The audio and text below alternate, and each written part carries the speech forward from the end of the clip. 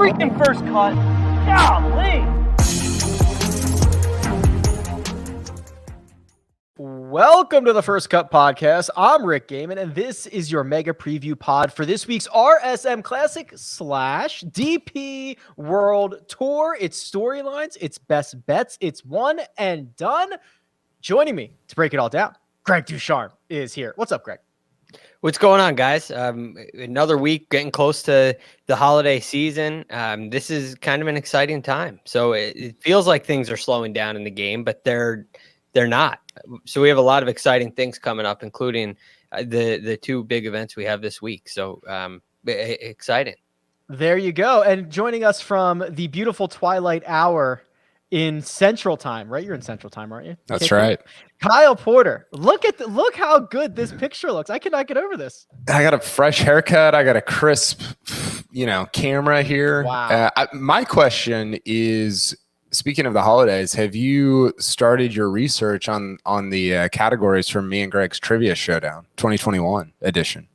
So believe it or not, it's like betting futures. You're never done. It's an all year round process, right? So I've got an Excel, a Google sheet that I add things to throughout the year, and then as we get closer, producer Jacob and I will work together to find out what are the most fair, what are the most challenging, what are the good formats, and we will pick your brains. It'll be very. Did you guys watch Stump the Schwab when it was on?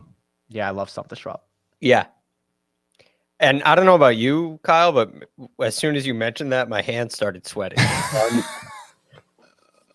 I'm nervous. The other thing I wanted to ask you, speaking of Twilight Hour, did you figure anything out about your daylight savings? I know you were going to just go on your own time. You weren't abide by daylight savings. Yeah, Well, so we made a family project out of it. Actually, I got the kids involved. We figured out that I'm gonna just massively screw this up and probably have another state or country mad at me, but I believe in the 1700s, England had to skip 13 days because they had their times wrong and their daylight savings wrong. This thing is way bigger than us. It goes way back. We got a lot of problems with daylight savings. But yeah, I'm still frustrated by it. I was up this morning early writing, and it's 6:30, and the sun's coming up. I'm like, I don't want to sit in the sunlight at 6:30 in the morning. And wearing sunglasses. Yeah. Okay. Yeah. And now I want to go throw the football after I'm done here with my kids, and it's going to be dark. It's just, we should move on. Nobody wants to hear me talk about this. Believe it or not, we get the best reception we get on this podcast is when we talk about things that are not golf related. That is the best outcome for this podcast, is that we come on here, Greg, under the guise of golf, and we just talk about whatever. I think that's the path to us being successful. Yeah, whether it's daylight savings or the grocery store conversation we slipped into. I don't even know how we got there on Monday, but that was fun. We've had a couple of other good ones. What was the grocery store? I have some grocery store takes. Well, okay. First of all, let us know what is your what's your go-to grocery store? What's the one you frequent the most? So we have a place in Dallas called Sprouts, which is I would describe it as it's certainly not Whole Foods or Central Market, but it's not Kroger. It's somewhere in the middle of those two. I thought Sprouts was not a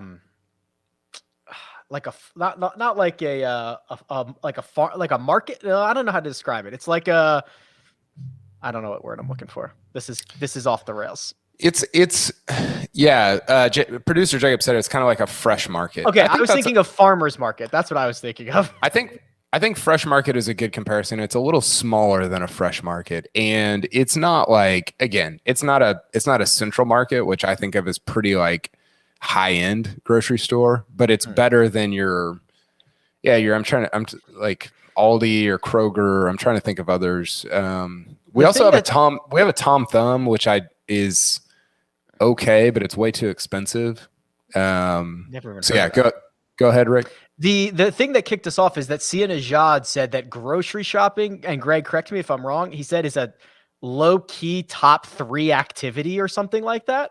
And I was like, get out of town. So I agree with that. I as a not even as a chore, but as a like an act, as like a this. I sound like I'm 100, but as a social activity, I think it's great. Oh, yeah. Like I see people in my town. I get to go like shop for food that I'm going to consume. On Sunday after church, I took our kids. They get to pick stuff out, and I had them guess like the price of our grocery bill after work. Like it's just like it's a learning experience. It's wonderful. And here's keep going. Here's the holdup in our house though, and my wife and I have legit arguments about this. She wants to do like the delivery, like the grocery delivery. Do. Yeah. But she does it from Walmart, which Walmart's fine, whatever. I don't think their selection of food and whatever is as good as a place like Sprouts. And so I'm like, listen, you don't even worry about you don't have to do any of this. I will do everything. I will take the kids. You can get some time alone. I will shop. It'll be good time with them. It'll be great time like out in our community. But she insists on doing the delivery thing, and it creates legitimate problems at our home. Are you guys going to invoice me for the therapy here for the counseling session? Well, next time you'll have to sit on Jacob's new couch. That's true. Jacob, show us your couch. Jacob got a new couch. I don't know if he's around to show us his new. Look, Jacob got a new couch in the background. I always love. There Perfect. You go. That's where he can just go lay down and just tell us everything that's going wrong in his life. Yeah. I mean, maybe you could help me get through the grocery store anxiety. And when I go into a grocery store, I'm like a deer on ice. I don't know where to go. I'm looking around. People could see me. I could see people I know, high school best friends, and I'm not even going to recognize them because I don't know my way around in there. And so maybe that's a personal problem. And the more I talk, the more it sounds like it. But the grocery store is not for me. Delivering groceries is a actual lifesaver. It's one of my, I think it's one of the greatest inventions of all time. Of all time? Yeah. It's like for fire. What is the greatest invention of all time? Air conditioning. That's a good one. I mean, probably fire, right? I don't know. We would have been okay. Well, fire's natural. Is that an invention? Is it an invention? Yeah, it's kind of natural. Fire's natural. That's the wheel. The wheel has to be right up. All right. First weapon. It's got to be the wheel. Excluding the wheel. The wheel's got to be the answer. Excluding the wheel. I think Velcro is a pretty good one. I'm a big fan of that. I thought it was hook and latch. Ladders. It is. It's hook and ladders. See, that's great branding. The brand association with hook and loop and Velcro is just phenomenal. I mean, the printing press is pretty high. But see, we would have got to computers eventually without the printing press. Well, but we would have got to airplanes eventually without the wheel. What about plastic? Although the wheel, I would argue plastic is one of the worst inventions. Well, for the environment, yeah. Well, that's kind of what do we got? Printing press. There. Thank you. Yeah, this Number is one? from the Ohio State University. Shout out Jason Day And Jack Nicholas. Yeah, it looks like a power ranking of greatest inventions. Okay, so here we go. Printing press number 1, electric light number 2. Yeah, that seems fair. Automobile number 3, telephone 4, radio and television are lumped together in 5. 6, vaccination, seeming a tough time for vaccination this year. Computer number 7, airplane is 8, gas powered tractor is 9. How about I'm going with number 10, well underranked, anesthesia. Could you imagine going in any procedure without anesthesia? I'm saying that is underranked. 10. Go watch anesthesia. Go watch Castaway with the ice skate. Ugh, when he knocks his molar out. Hold on, pull the list back up. The automobile is overrated. I'll just say that. It's overranked there. That is way too high. That's a big tipping point in our society. Ride a bicycle. Ride a You could do, bicycle. but think about the amount of time that is saved, the shipping that is, the deliveries, the grocery deleries that can be made with the automobile. Yeah, exactly. There we go. What are you Greg's gonna do all without- Greg's all about. You need to start It all walking. comes back to groceries. With You need to Greg. start walking the course, Greg. You got to walk the course front, back. You gotta like know the nuances of your grocery store. Yeah, I think you're right. The preparation. See, here's another problem. You bring that up. We had this grocery store here called Fairway Market. It was fantastic. And It's called Fairway Market, and you didn't Yes. walk it. No, I did. I actually went to this one, and I quite enjoyed it. They played nice music. It was it was a friendly place. It was great selection with great prices. But all of a sudden, it closed, which was a complete shock to me. I was blindsided. And so in the search for the new one, and I've had to find new grocery stores a lot, and I've had a hard time. Like when I was a single man moving around from place to place, the new grocery store was always a big fear of mine. And I would go usually only Jesus once. This sounds like you might actually need counseling over this subject matter. Jacob and I can take this offline. All right. I'm going to hard pivot us here to the DP World Tour Championship. That is a golf event that is being played in Dubai this week, and this is their grand finale. I guess this is the last hurrah, Greg, for the European Tour. So it's going to be the DP World Tour, which is going to be weird because that's what this event is called, DP World Tour Championship. And it has been for a while now, which they've been a partner for quite some time, and they've had DP World, that is, and the European Tour have had a long-lasting partnership that has only grown, and now it's come to the point where they're title partners. So it's really grown. But it is kind of interesting that the final event of the European Tour, as we know it, is the DP World Tour Championship. That's just a little bit interesting. But from here on out, it's going to be the DP World Tour, and it is aptly named. If you're going to have a title sponsor, having world in it, I think makes a lot of sense because it is such a global tour.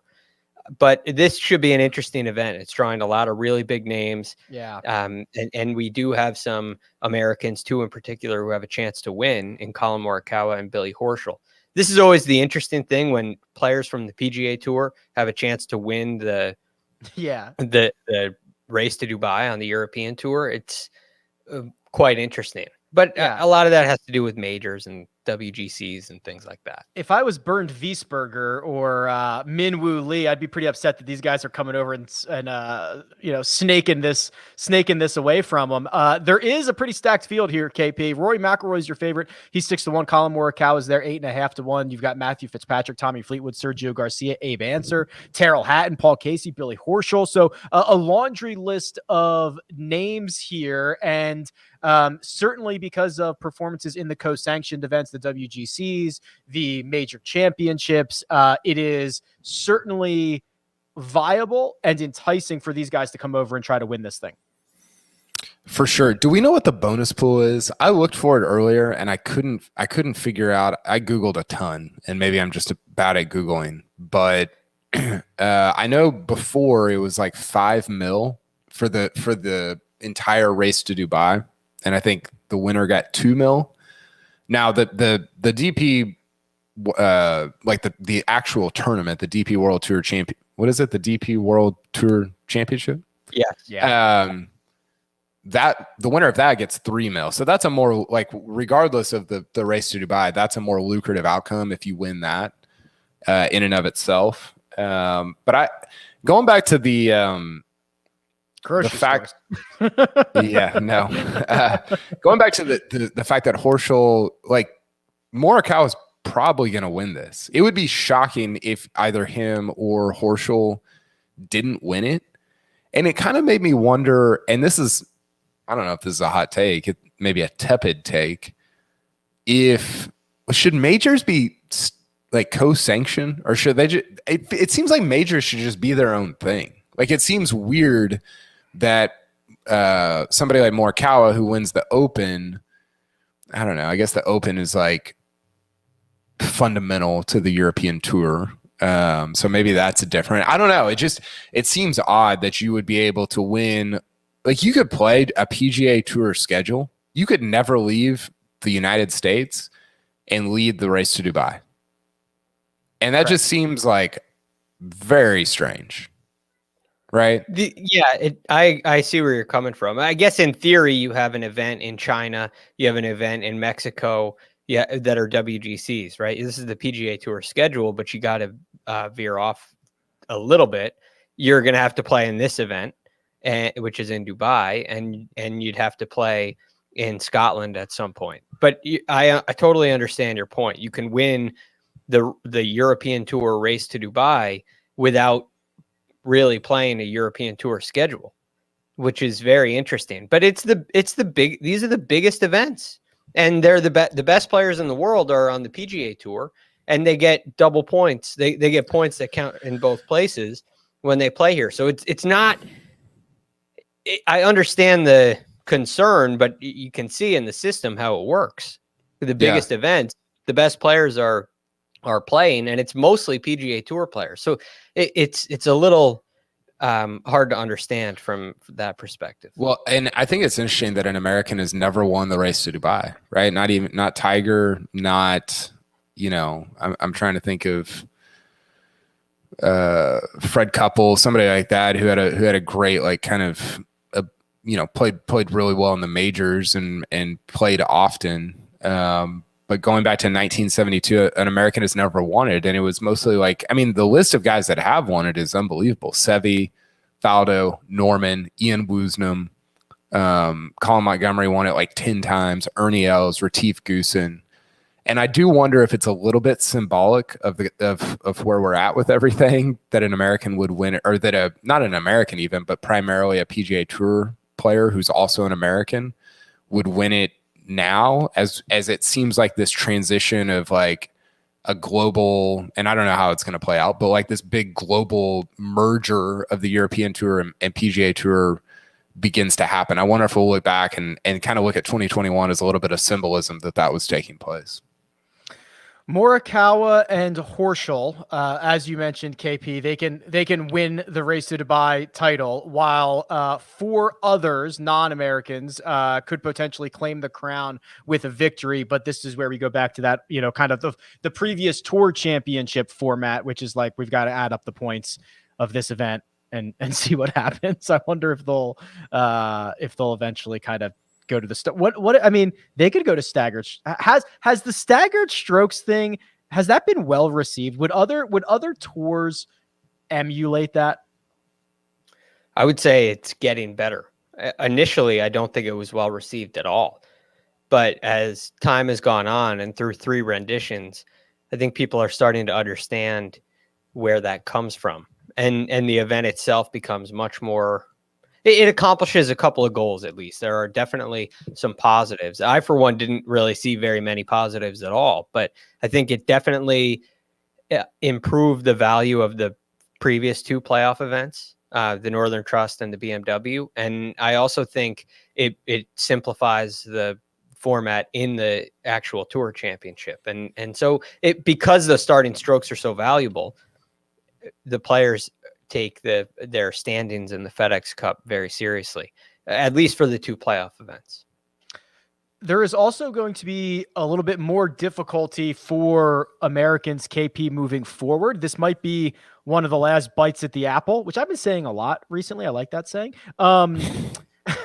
Because they've gotten rid of 2 WGCs, right? There's not going to be the Mexico event and one other one off the schedule. China? Yeah.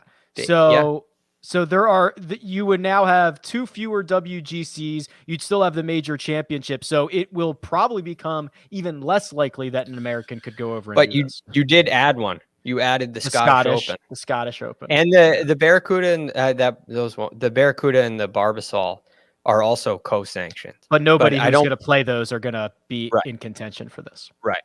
Yeah. Yeah. Well, maybe, but like, Billy Horschel is in second because he won the BMW PGA, right? Right. Like he went over and won Wentworth. It wasn't because he was necessarily great at. I can't remember where he finished in the major championships, but he won the match play. Oh, that's right. That's right. Which is that's a WGC. That's a lot of points. So even if this was like next year and you took away the ones that they're taking away, Horschel still would be in the position that he's in because you're keeping match play. Obviously, he can go play the BMW PGA Championship if he wants. But yeah, I did you see Horschel's quotes today, by the way?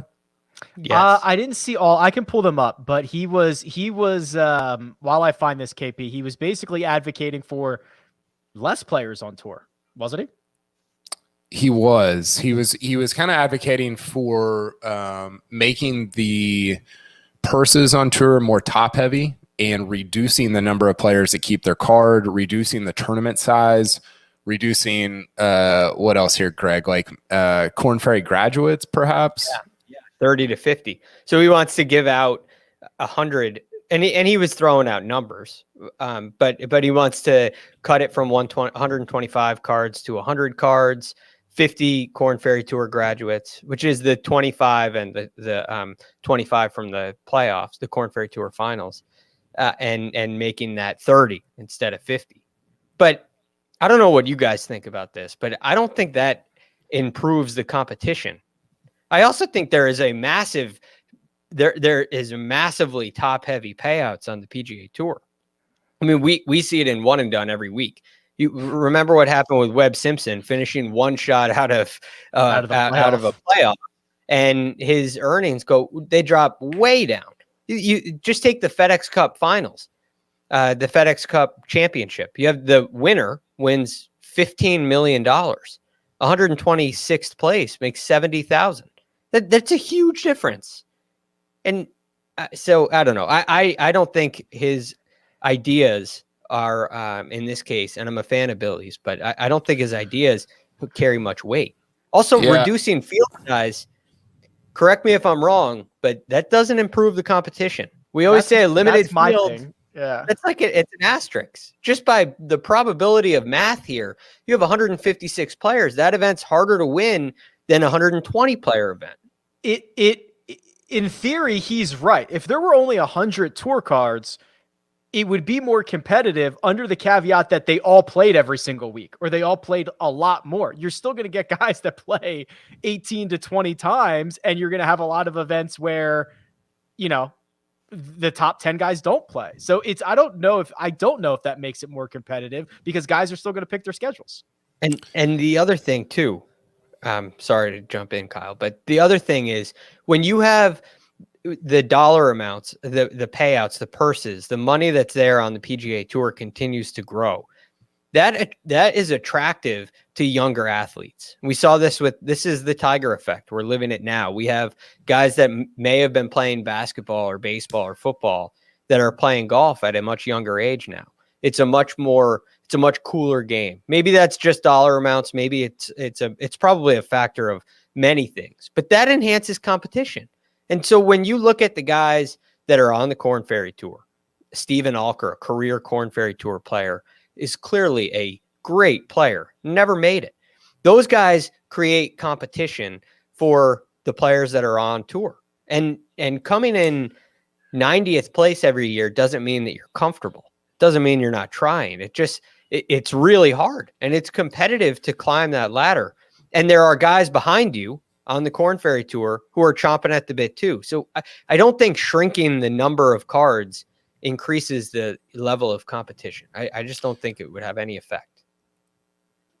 I don't know. I don't know how I feel about this. I go back and forth on it. I think it is interesting because we've been talking about, okay, what's the avenue to get the best guys more money because they're the ones that bring in the money. And this is actually if you make the purses more top heavy in any given event, I think that actually kind of accomplishes that without having this ridiculous PIP program and everything else that's going on.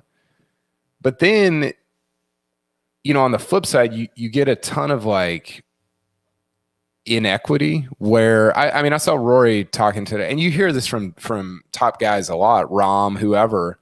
It's like, I don't really play for money. And so all of a sudden you get all these guys that are not playing for money, getting all the money, and all these guys that actually are like Kevin Kisner who are playing for money, not getting any money. And it's like, I don't know what I don't know how you kind of like reconcile that. Are we on a collision course for a major format or structural change? Right. I mean, these guys have been independent contractors forever, and it seems like there's been more conversation from the members themselves, from whatever, of this not working, whether that's small, medium, large, whatever. So, Greg, are we on a collision course for a complete restructuring of how the game of golf / the PGA Tour works? No, I think you'll see gradual changes. You may see the fall series that has been promoted already. Maybe there's a team event in a series or something along those lines. But I'm not sure that's a major structural component. One of the draws among the big players has been, hey, the draw to the tour, as opposed to some of the other ideas that have been floated around, is we get to choose our schedule. That's a big draw. And I don't think the players would come together, because this is a tour of the players, by the players, for the players, right? They make this up. I don't think you're going to see them vote to change the structure of play, but you may see changes in the way guys get paid. You may see some more guaranteed money, more things like that, which I think fine. Go ahead, Rick. I want to hear what you mean by like structural changes. So you start comparing it to other sports, right? What if there were 100 tour cards and purses were drastically reduced, but you had a salary? $500,000, $1 million. As long as you play 15 events, you get your salary. Well, now everyone who's not a top 10 guy is loving life because they've got a guaranteed payment like you would get in other sports, and the opportunity to tap into purses still based on your play. Could the game be restructured in a way that still gives the best players plenty of upside, which they're also getting off the course, and also secures much more guaranteed money for the lower guys? I feel like we're looking at this backwards. I know the big guys pay the bills and do all the marketing and all that stuff, and they're going to get theirs. But you're right, Kyle. Like a lot of them, and maybe they just say this, they don't care as much about the money, but they're making so much money. Does another 8 million matter? Does another 5 million matter? I don't know the answer to that.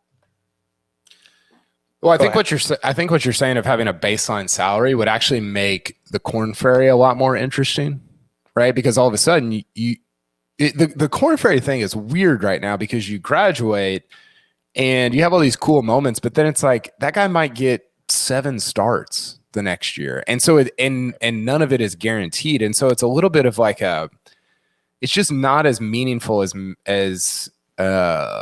maybe it could be. And I haven't thought, I'm just riffing off the top of my head. I think one interesting just idea in all of this is I think a lot of what everybody's getting at could be solved by contracting the number of tournaments, right? Mm-hmm. Like at the highest level. And so you don't have to have like 51 tournaments on the PGA Tour, right? So if you had 40 or 35. I mean, think about that in the NFL.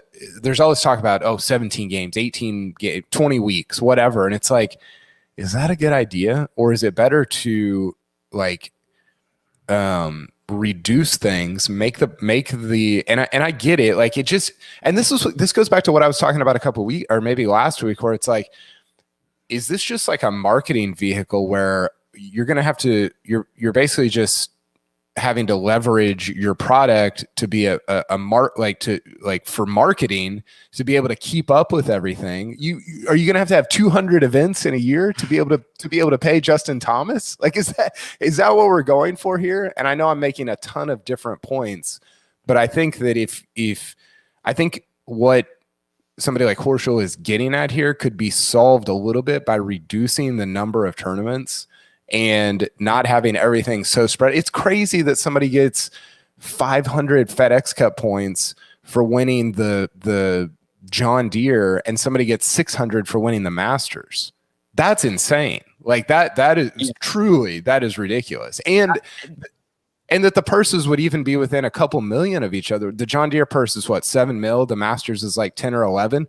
That's crazy. I'm sorry. Like that is not, like that's part of the problem here. Maybe that's what Horschel is getting at, but I think you could solve a lot of that. And I don't want the people of where's the John Deere, Illinois, to go.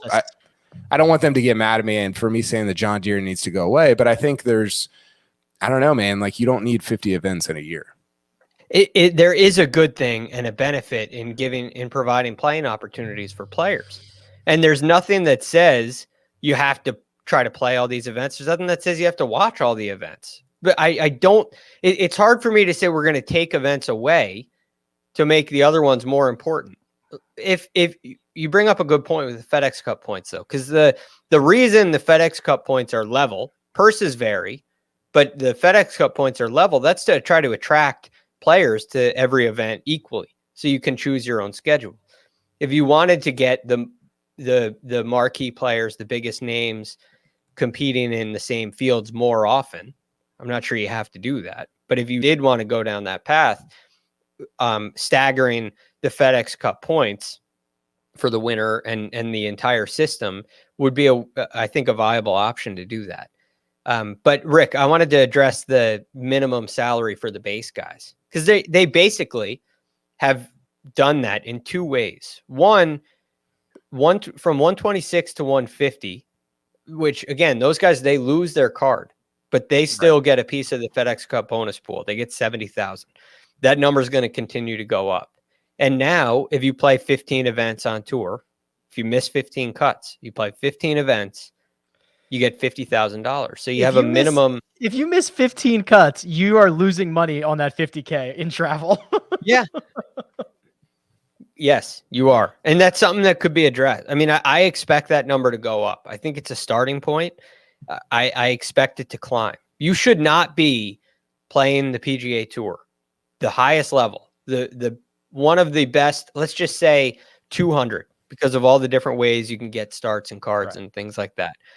You're one of the top 200 people in your field, and you might lose money playing. That's an issue to me. So I've always been a believer that players who miss the cut should get paid. Now, I don't think it should be a huge sum of money, but I think they should make $5,000 or something like that. And the FedEx Cup, the 15 event minimum is a way to circumvent that. And so it kind of made me feel like they were doing something right by the players. But that's going to do it goes a long way. $120,000 if you can get inside the top 150 at least covers your expenses. I think last word, KP. This is such an interesting conversation because there's so many different ways to look at it. Like, you can look at it from the tournament's perspective, from the network's perspective, from the tour's perspective, from Korn Ferry players' perspective, from Rory's perspective. I mean, there's just so many, like, I don't really think other sports are necessarily like that, as at least like the tentacles. There aren't as many tentacles in a Major League Baseball and an NBA. It seems to be more linear, like more straightforward. But in golf, there's just so many different ways to look at things. Last thing I'll say on this, just to stir the pot a little, I was thinking about this. What if, like, we're talking about money, we're talking about all this different stuff. What if next year, what if next year in February, Fred Ridley, chairman of Augusta National, gets up, holds a press conference, invites everybody in and says, we are not going to have a purse for our event this year. We're not going to pay anybody any money. Nobody's making $1. Would anybody not go? No. It's like the Ryder Cup. Which is fascinating, right? Like, that is super, like, it's so interesting to have something that is that different in your sport. Whereas if you did that at the BMW or the Northern Trust, I think the Northern Trust is going away. That's a bad example. BMW Championship, nobody would go. I mean, some guys would go, maybe. I don't know who would go. More guys would skip.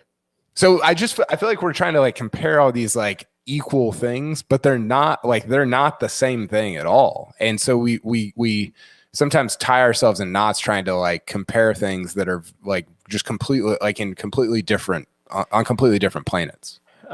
We are coming up on a time of year where we can continue to hash out these ideas and madness and theories along the way. But we're going to talk about this week's RSM Classic. We're going to give our best bets. We're going to give our expert picks. We're going to give our one and done selections.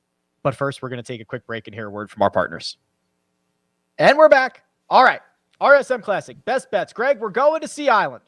And not one, but two courses. Talked about it on the Monday preview, the DFS preview. These guys are going to have to play the Seaside and the Plantation course over the first 2 days. This is an event it hasn't been around that long. I think 2010 was the first year, but it always gets a real strong contingent, especially from like the Sea Island guys, the guys that play well here. It's usually a decent field, and we have more of the same this year.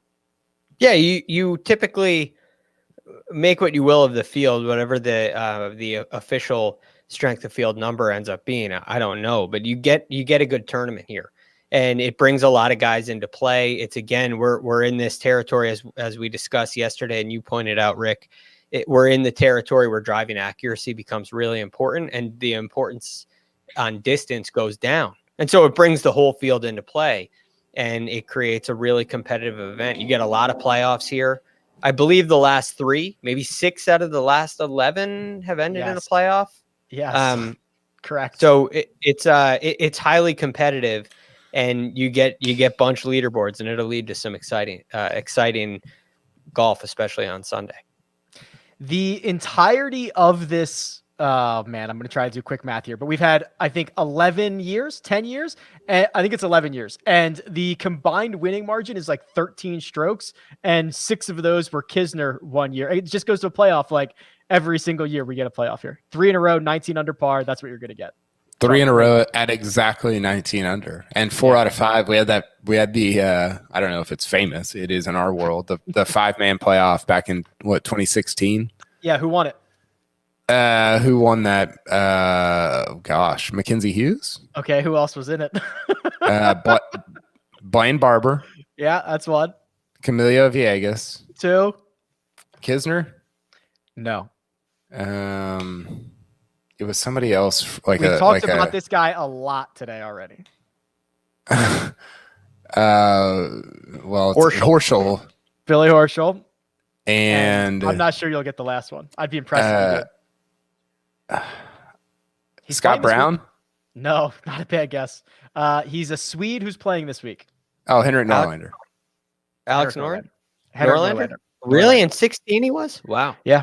Right. 5-man playoff. Mackenzie Hughes won it for 1.08 million. So let's talk about who could win this week. But we're not going to start with our winners. We're going to start with our best bets. So this is where we go over to Caesar Sportsbook. We scour every inch of the site. Jacob even said we could pick a DP World Tour bet. None of us did that, but we could have if we wanted to. That's the type of research that we're doing here. And we come back with our very best bet.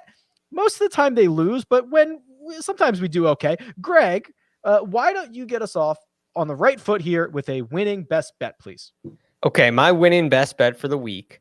And this one may be a surprise to some, especially if you're writing articles in Golf Digest. And it's Kevin Kisner, top 20. Is that a shot at me? Well, last week we had this thing too, where my specific. Guy.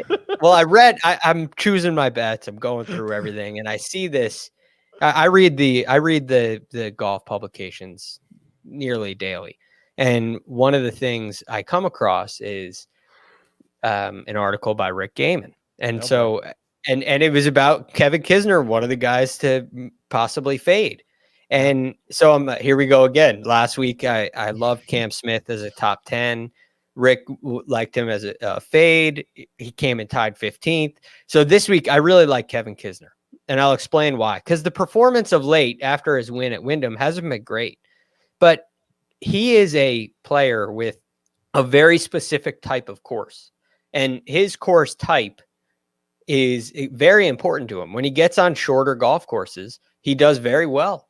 And so I was looking at some of his numbers. If you look at recent form in this way, on the small golf courses, what he did last year at the RSM, he came in second. At the Sony, he came and tied 32nd. He missed the cut at the RBC Heritage, which was surprising. tied 5th at the Travelers, tied 8th at the Rocket Mortgage, and 1st at Wyndham. So he had 4 top 10s on tour last year. All 4 of them were on golf courses I would consider to be small golf courses. And this carries on to other years as well. He had 5 top 10s in 10 events on the small courses. It included a win, a second, and it did include 3 missed cuts. So point being, when he gets on these small golf courses, he does really well. And that can skew, well, conversely, when he gets on bigger golf courses, it can skew some of his numbers. He's not a great long iron player. He's not like Matt Kuchar for a while would do well at the Memorial, a big golf course for a shorter hitter, but he's a great hybrid fairway wood long iron player. Morikawa is just the same. Kevin Kisner is not that way, but he is really good with wedges, and he's a really good putter. And so some of these venues really suit his game well. And I believe he goes to a venue like this and thinks I can win. And he said before, he doesn't think he can win every time he goes out to play. If he goes to Torrey Pines, he's happy with a T20. And that's the ceiling he puts in his own mind. But a week like this, he thinks he can win. And he is a competitor when he gets that taste of when he gets that taste of competition. And I think it's going to be another really good week for him. I am not excited to be fading Kevin Kisner. I find him so difficult to handicap, especially for all those reasons, Greg. When he gets on good courses for him, he's much better. The numbers get skewed. I'm terrified of this fade, but Greg is going with Kevin Kisner, top 20. If he finishes there, he'll get you 2-1 on your money.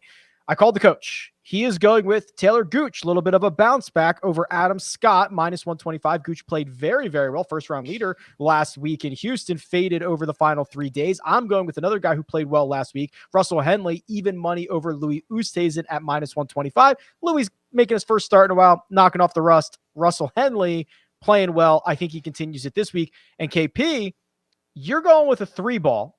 And you have actually taken a contrarian stance to both the coach and the Greg. Yes, I have. I'm happy to be going against coach, maybe not so much against Greg. Adam Scott's been playing like kind of underrated, pretty good golf recently. He was not good last week at the Houston Open from tee to green, which I actually don't mind because he's not the type of guy. If you look back at even like his last year where he wasn't playing particularly well for his skill level, he doesn't have a lot of bad tee to green, like back-to-back bad tee to green weeks in a row. And so I'm not deterred by the fact that he did not hit it that well last week. And I like that he was the underdog here. Alex Noren, Kevin Kisner, and Adam Scott. And Adam Scott's the like kind of by far the underdog. That for me is, you know, maybe it's not the better course fit because he gets a lot of his value from how long he is off the tee. But I'll take Adam Scott as an underdog over those two for sure. And the cool thing about these best bets, they could all hit, which is pretty cool. If Kisner finishes T19, then I would hit. Gooch finishes T4, and Scott finishes T5, and Noren finishes T18. I don't know. They could all hit, which is pretty cool. That'd be sweet.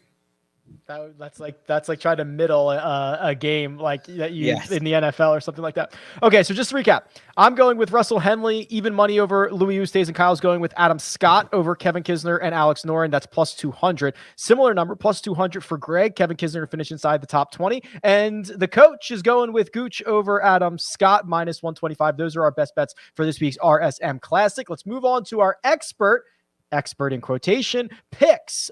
This is where we do a sleeper, a top 10, and a winner. Let's start with winners because we always start with sleepers. That's not really fair. Yeah, let's start with winners. Let's just go for it. Coach is going with said Kevin Kisner. KP, you get to go next. You never get to go first. Your boy, I don't deserve to since I have $543,000 in the one and done. But yeah, you're gonna go first there. Yeah, for sure. I'm gonna go with I'm gonna go with your boy Russell Henley. I've got his numbers here that I need to pull up. He's been hitting the ball really well.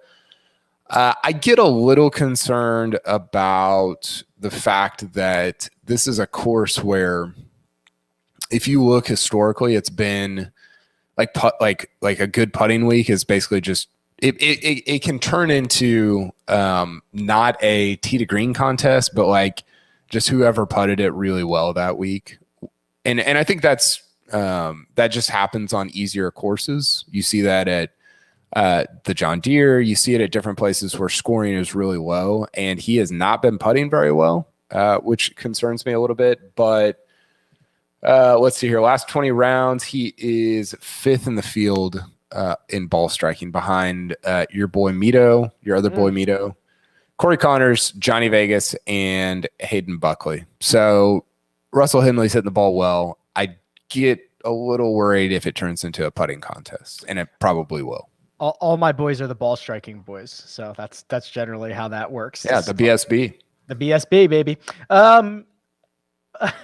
My wife, like 20 years ago, had an AOL screen name that was BSBR 3000. Backstreet Boys roll to the year 3000 was the premise. So that just made me think of that. Our kids will never know the screen name, the joy of screen names. What was yours? Mine? Oh God! Don't act. No. Don't act like you can't remember it. I know. I remember it exactly. It was. It's so embarrassing. It was Icifier 711. My birthday, July 11th, 7/11, and I'll never forget it. I remember sitting there thinking about it with my mom. More embarrassing. Icifier 711. I wish I hadn't asked. Yeah. I'm glad I did for our sake. Well, I wish you hadn't. I wish I had. I'm Thanks for being truthful. Thanks My for being palms honest. are sweating now. Mine Could you tell? I made that up. I'll try to make this a little bit better for you, Greg. Mine was I was a big into the End One mixtape tour. Remember that? And I thought I was going to grow up to be the professor. Right? Oh yeah, he was sick. Yeah, and there was like hot sauce, right? So I was a big fan of his name was Main Event. So it was like main event and then like some numbers because I was like, I thought I was going to grow up to be an End One mixtape guy. And I had like the outfits and it would say on your shirt, like, oh, is that your head or am I just dunking on you? Or like, they had those like little quotes or whatever. Do you remember the cool And One shorts? Yeah. Oh yeah. They were awesome. Yeah, and one year for Christmas, my parents got me a pair, but they weren't like the good ones. They were just like regular mesh ones with a tiny And One logo. Without like that, like they were like real shiny and like real like whatever that material was. They had something like on the side too. They were sweet, and they got me like the. Oh, there you go. Yeah. There's that material. Yeah, those are the ones I wanted, and that's not what I got. I got a just a different variation that was a disappointment. My screen name was KP23 Baseball. So not I could have guessed. Not that, embarrassing. Not embarrassing. Yeah. Too cool. You're way. Yeah, that was way too cool. I foresaw the future 25 years later when I would have to share it on a podcast with other people. All right, Kyle's going with Russell Henley. I think we covered that. Coach has Kevin Kisner. I'm going with Baby Swag. Confirmed it, Greg. They had the baby. Corey Connors, baby swagging his way around Sea Island this week. 25-1. I love the ball strikers. I'm going with Corey Connors. And that leaves just you, Greg, for our winner. Who is it? I'm going with Cameron Smith.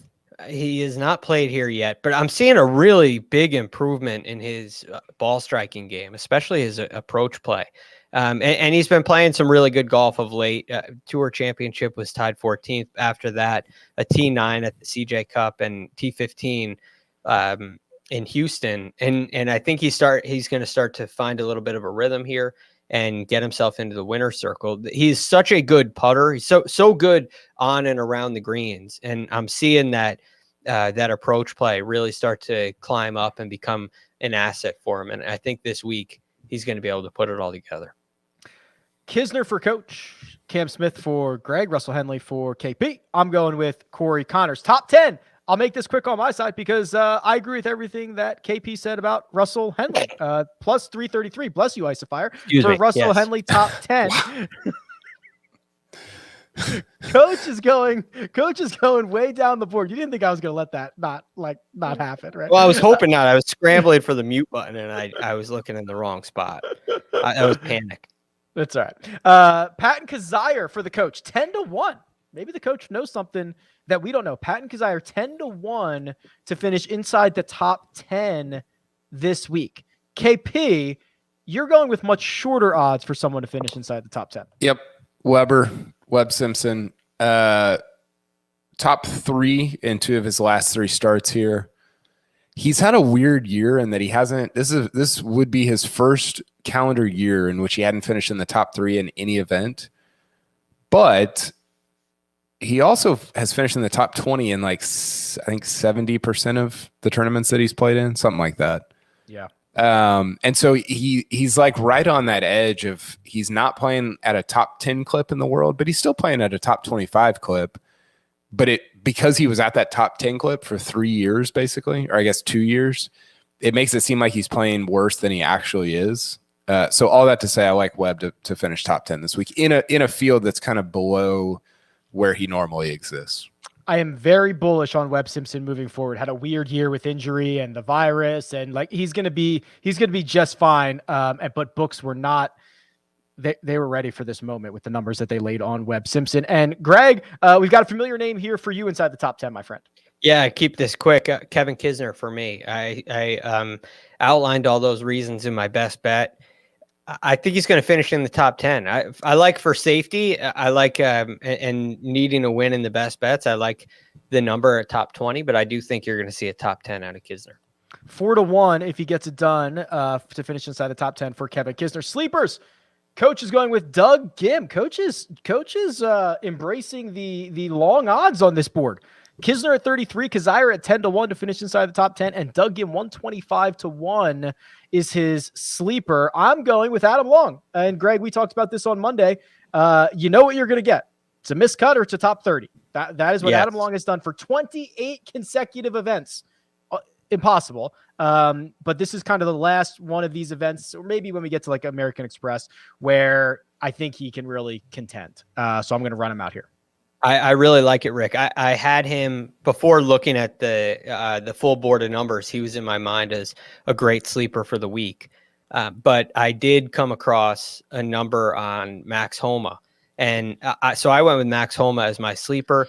And the reason for that, we also talked about this on Monday a little bit. There's a very clear hinge point for him. And if he putts well, he finishes inside the top 10 and he contends for the win nearly every week. I love the consistency off the tee. I love the consistency approaching the green, and the putting is not great, but when it is, and it is every once in a while, every 8 events or so, it pops up and he gets himself in a positive situation. And when he does that nearly every time, at least of late, it's a really solid contention for him. So I like taking the chance on a guy who just needs the putter to cooperate, and it's happened before for him. Max Homa 60-1, 2 starts removed from victory at the Fortinet. And as we saw, what Greg was alluding to, when he putts, he contends. KP, your final pick, the final pick of the segment, your sleeper for this week's RSM Classic. Johnny Vegas, 66-1. He's third in this field in ball striking over his last 20 rounds behind, I said this earlier, but Mito and Corey Connors. Putting's not good, but 66-1 is pretty long for somebody who's hitting the ball that well. Long shots. Adam Long, Johnny Vegas, Max Homa, Doug Gim for the crew over here, which leaves us with one final thing to do. That is our one and done. And KP, I'll just stick right here with you, brother, because you've got $543,927. You are in 7th place out of 7, and we are looking for some big time cash this week from you. Yeah, I'm going Russ Henley. I don't have a ton to say. We already talked about him a lot, but I will say I'm glad that I'm on an island again, because I need to be on. I'm on Sea Island, I guess. I need to be on a bunch of islands over the next few months. So, yeah, I'm going against the grain with who everybody else picked, which I'm glad for. That's a little bit of what I was trying to do. Yeah, I cannot shake Mark right now, which is super annoying. So I like the idea of being on an island to yourself. Sia Najad, 622,000 is going with Corey Connors, the coach. 2.1 million is going with Kevin Kisner. And Greg, you've got a $10,000 lead on the coach, and it will remain exactly that no matter what happens, because you two are going with Kevin Kisner.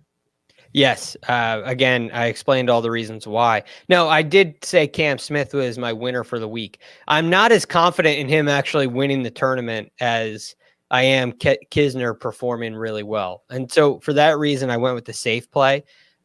Playing Kisner here. There's not a lot of other venues where I feel like I have to play Kevin Kisner, where I do think Cam Smith may be headed for a breakout year and may be more valuable for me later on. So that's why I went Kevin Kisner over Cam Smith. 2.1 million for Greg. I'm at 2.5 million. I went with a guy playing in his third week, trying to get a little bit better finish each time. Runner up last week, Scotty Scheffler.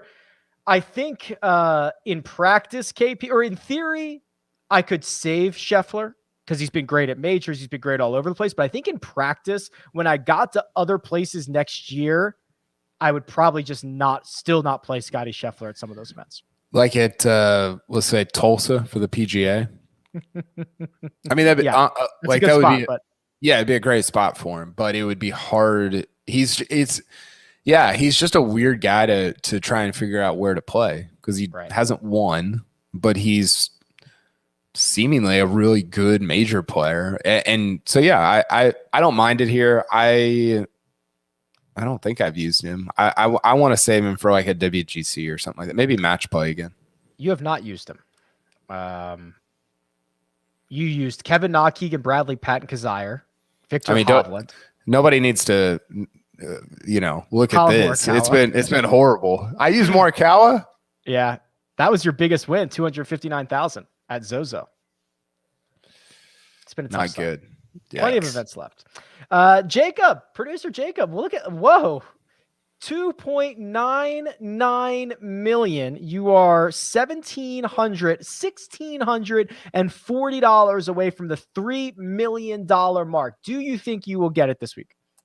I really hope I do. I mean, I'm getting Corey Connors, so I think I'm going to go with the baby swag. Ride that momentum, which baby swag would also be an excellent screen name. If What was yours?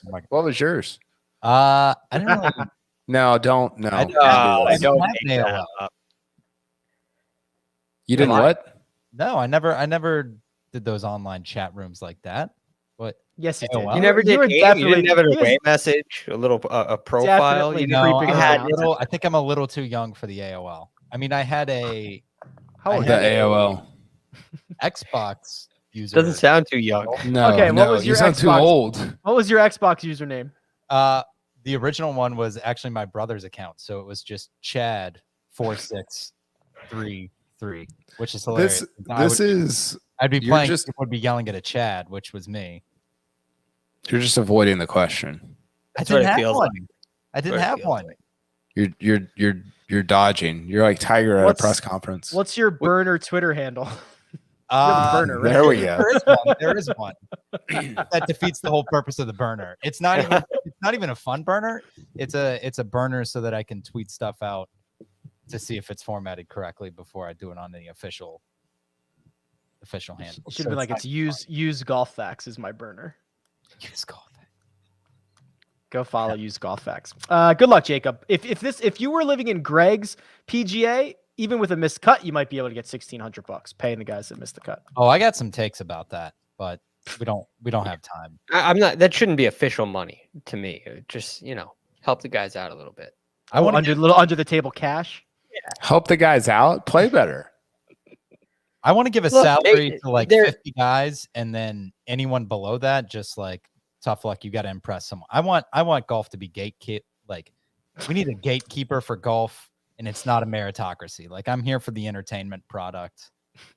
I just want like 20 events a year, and I don't even want the best 50 players in the world to be playing. I want the most interesting 50 people in the world. So you want to actually do the PGA like the WWE, and you might lose guys to the AEW, but like it's going to be fun every Monday, Thursday, and whatever. Exactly. It's like the silly season, right? Yeah, Get some guys with personality. We need like the equivalent of Monday Night Raw but just like for the PGA Tour. I got to admit, it does feel a little bit like everybody is like, oh, it's a meritocracy, and JT and DJ and Rory are like, is it though? Because I don't think it is. I mean, especially, well, I don't want to go throwing people under the bus, but you have people who are playing who you say, should they be playing this week? Is the purple Mamba in the field? JJ Henry? I haven't looked at the bottom of the field this week, but I mean, you could just look at Bermuda and ask questions there. That's all else. Bermuda, they couldn't even fill that field, could they? Okay. No. Jacob is at 2.9 million. JJ Henry is not in this field. 2.9 million for Jacob. Then gap to Mark, who's at 4.4, and I will not be catching him this week because he also went with Scotty Scheffler, and he is sending us texts from South Africa that I'm genuinely nervous about. Like, will we ever see Mark again? He seems to be encountering a lot of wildlife. It seems like he's tracking lions. Yeah, you're supposed to be going the other way. Yeah, I wouldn't go close to what he's going close to.